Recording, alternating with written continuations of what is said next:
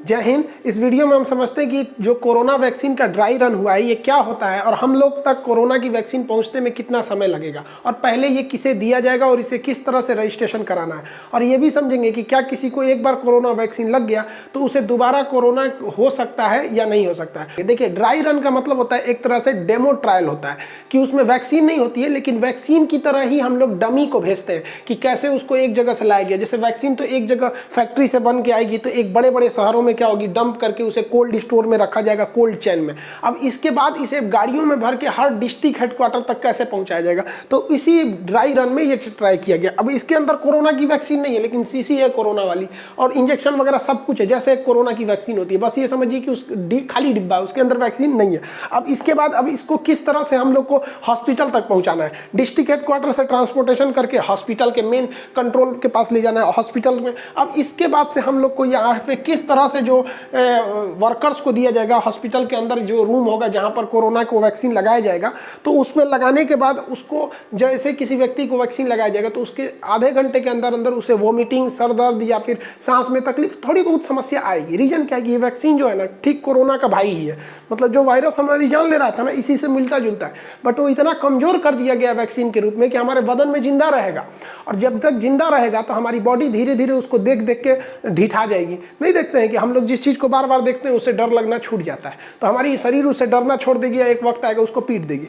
तो ये इस तरह से उसे ट्रायल किया जाएगा। देखिए, इसके जो वैक्सीनेशन होगा इसके कई पड़ाव हैं। जैसे सबसे पहला तो चीज़ ये होगा कि वैक्सीन जो कंपनी से बन के आ रही है उसका स्टोरेज, तो स्टोरेज से हमें कोई मतलब नहीं है, क्योंकि ये एडमिनिस्ट्रेटिव काम चीज़ हो जाती है। जो पब्लिक को मतलब होता है उसमें देखिए कितने फेजेज होंगे, 3। सबसे पहले कि आपको कोविन नाम के एप्लीकेशन पे रजिस्टर्ड करना पड़ेगा, बिना इसके रजिस्ट्रेशन आपको वैक्सीन नहीं लग सकती है। जब आप इसे वैक्सीन रजिस्ट्रेशन कर देंगे तो आपको एरिया बता दिया जाएगा कि किस हॉस्पिटल या किस सेंटर पे आपको कोरोना की वैक्सीन लगाई जाएगी। जब आप वहाँ आएंगे तो आपकी सेफ्टी को ध्यान में रखते हुए आपके बैठने का जगह होगा कि कहाँ आपको रखा जाए, आपको बैठने की जगह बना दीजिएगा। ये एक अलग एडमिनिस्ट्रेटिव का काम रहेगा। उसके बाद आपका जब नंबर आए तो आपको हॉस्पिटल के अंदर ले जाके वहाँ वैक्सीनेशन लगाना, वो एक अलग टीम करेगी, उसको इससे कोई मतलब नहीं है। जब वो वैक्सीन लगा देगी तो आपको एक अलग वार्ड में रखा जाएगा, जहाँ आपको आधे से 1 घंटे तक आप पर निगरानी रखेगी।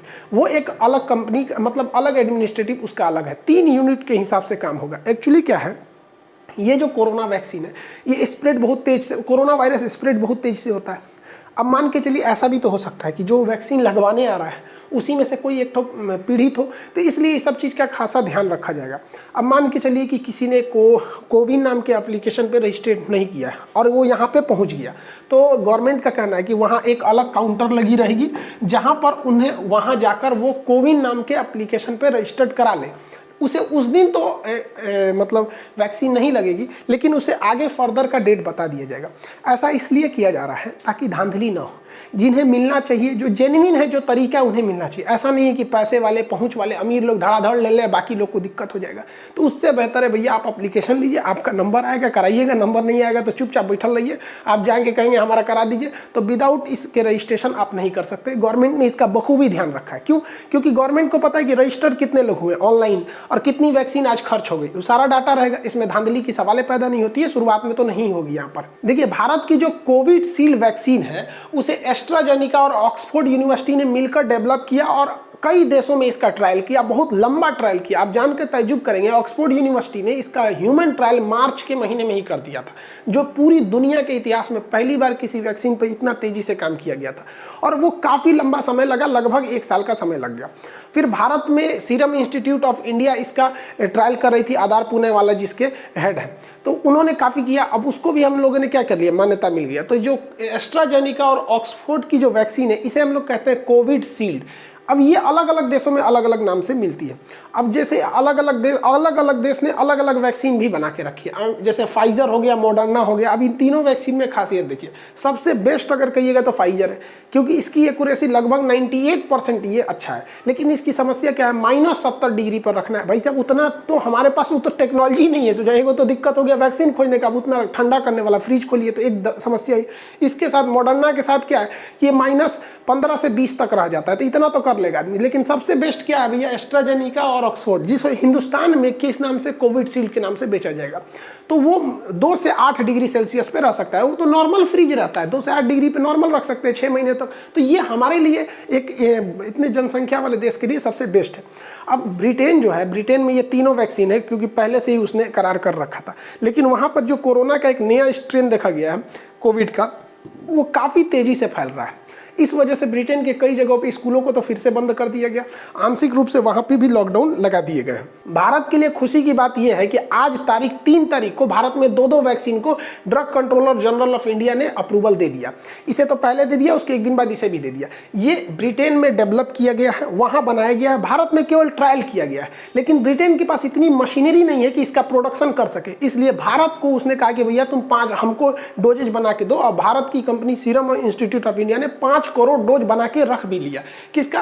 कोविशील्ड का। तो सीरम इंस्टीट्यूट ऑफ इंडिया ने इसे डेवलप की, मतलब ये केवल मैन्युफैक्चरिंग किया है। जबकि भारत की एक कंपनी भारत बायोटेक, इसकी एक अलग वैक्सीन है जिसका नाम है कोवैक्सीन। तो ये भी अब इसको भी मंजूरी मिल गई है, दोनों को इमरजेंसी मंजूरी मिल गई है यहाँ पर। अब देखिए समस्या क्या चीज़ है।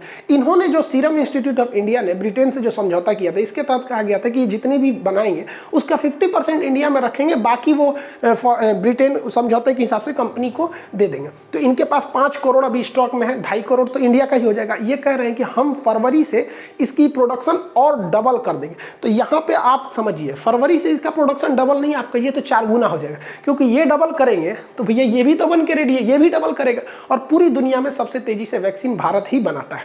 तो अब भारत के लिए समस्या का थोड़ा बहुत निदान मिल जाएगा, लेकिन अभी आपको इतना जल्दी मिलने वाला नहीं है, क्योंकि वैक्सीन को फर्स्ट फेज में 3 करोड़ डोज दिए जाएंगे और 3 करोड़ वॉलंटियर, 3 करोड़ लोगों को दिए जाएंगे।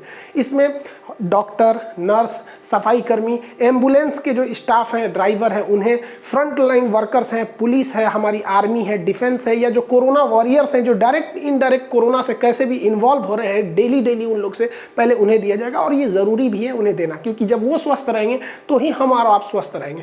कितना मेहनत से उन लोगों ने 2020 का काम किया। 2020 तो समझिए कोरोना वॉरियर्स के लिए, मतलब उन्हीं ने ही बचा के रखा 2020, जो हम लोगों ने एंट्री मारा 21 में। उसके बाद फिर आम लोगों को दिया जाएगा। अब देखिए, ये वैक्सीन 100% कारगर नहीं है। कोई भी वैक्सीन अगर 50% से ज़्यादा कारगर हो जाती है ना, तो वो उसको माना जाता है कि नहीं ये सेलेक्टेड है। लेकिन ये वैक्सीन लगभग 70 से 80% है। ये भी डिपेंड करता है कि मान के चलिए मेरा इम्यूनिटी सिस्टम अच्छा है, हमें वैक्सीन दिया गया तो हमें 90% काम करेगा। किसी की इम्यूनिटी सिस्टम कमज़ोर है तो उसमें वही वैक्सीन दिया जाएगा तो उतना नहीं काम कर पाएगा, ऐसा है।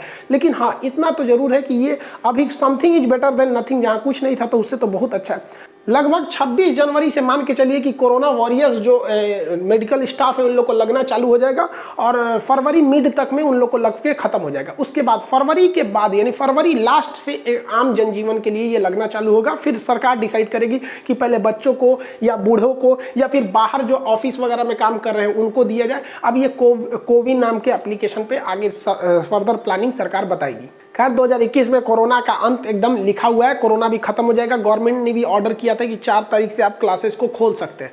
अब हम क्लास को 4 तारीख से नहीं खोल सकते, क्योंकि हमारे लिए थोड़ा सा ज़्यादा दिक्कत हो जाएगा। रीज़न क्या है, हमारे पास क्राउड बहुत ही ज़्यादा है। अब इस क्राउड को रोकने के लिए थोड़ा सा दिक्कत है, मैनेजमेंट को भी समझना पड़ेगा यहाँ पर, और गवर्नमेंट के नॉर्म्स भी ज़्यादा है। तो हमारे क्लासेस 10 तारीख के बाद ही चालू होंगे ऑफलाइन वाले क्लास में। बाकी ऑनलाइन की सारी चीज़ें चलती रहेंगी, क्योंकि गवर्नमेंट के रूल के हिसाब से हम उस तरह से पहले की तरह नहीं बैठा सकते। हज़ारों लड़कों को एक ही बार बैठा दो फिर छोड़ दो वहाँ पर। कभी कभी तो इतना जाम लग जाता था कि डर लगता था कि भैया कुछ हो मत जाए यहाँ पर। तो उस तरह की भीड़ अब नहीं रख सकते हैं जब तक कि कोरोना पूरी तरह से खत्म ना हो जाए। लेकिन हाँ, जनवरी में आप लोग का क्लास ही 10 तारीख के बाद मान के चलिए ऑफलाइन स्टार्ट हो जाएगा। मिलेंगे नेक्स्ट क्लास में। जय हिंद।